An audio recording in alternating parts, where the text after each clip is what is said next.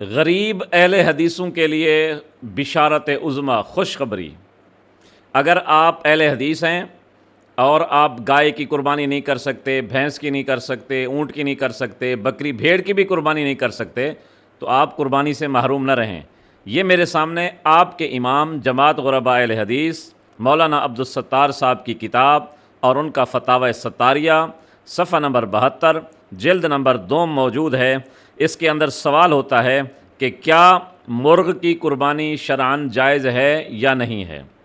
تو اگر آپ بھیڑ بکری نہیں کر سکتے تو مرغ کی کر لیں۔ یہ سوال ہوتا ہے کہ کیا میں اگر مرغ کی قربانی کروں تو شرعاً جائز ہے یا نہیں ہے؟ تو جواب مولانا عبدالستار صاحب دیتے ہیں، شرعاً مرغ کی قربانی کرنا جائز ہے۔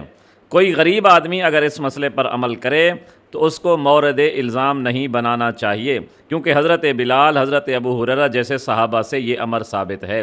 اس لیے اگر کوئی غریب اہل حدیث ہے تو وہ اپنے اس فتوے پر عمل کرے، لیکن اہل سنت والجماعت کے ہاں قربانی صرف گائے، بھینس، اونٹ اور بھیڑ بکری کی ہے، مرغی اور انڈے کی قربانی جائز نہیں ہے۔